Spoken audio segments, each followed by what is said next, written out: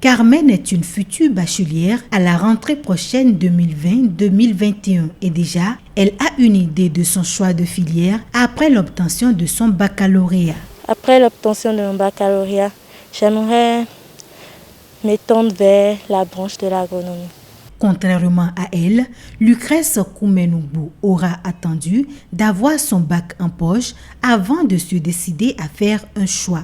Ils sont en effet 49,73% à obtenir leur baccalauréat au titre de l'année 2020. Et déjà, la quête aux informations au vu de mieux s'orienter a commencé. C'est donc le cas de certains nouveaux bacheliers rencontrés sur le campus d'Abomey-Calavi. Toutes ont des rêves. Ce qui me plaît, moi, c'est la médecine qui me plaît. Mais comme je n'ai pas la bourse, donc j'ai envisagé m'inscrire en CBG.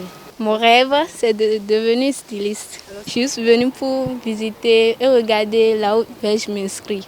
Oui, j'ai pu convaincre mes parents.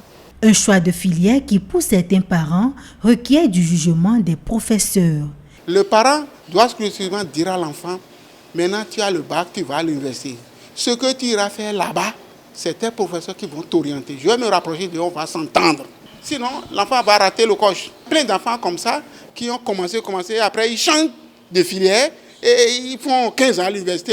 J'ai quitté la socio, je suis ancien juridique maintenant, j'ai fait l'anthropologie. Et vraiment, ça n'a pas marché. La plupart du temps, les parents ont des ambitions pour leurs enfants qui ne cadrent pas avec leur vocation. Et pour ne pas s'imposer à ses enfants, de son côté, Timothée Boko, qui a eu 3 bacheliers cette année, a dû mettre en place un système de suivi pour ses enfants candidats pour aboutir à la question de l'orientation.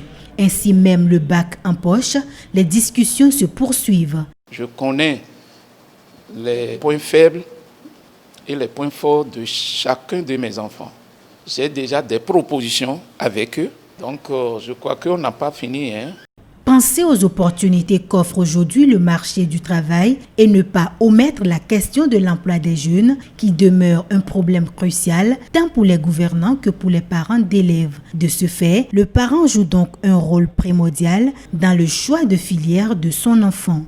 On ne regarde pas les besoins, n'est-ce pas, de notre pays et aussi les potentialités de l'enfant.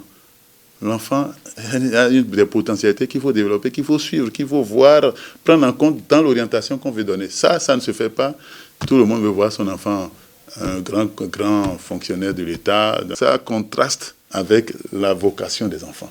Pour le conseiller pédagogique, le casse-tête de l'orientation des nouveaux bacheliers est tout un processus que les parents devraient mettre en place, ceci depuis le premier jour des classes de l'apprenant.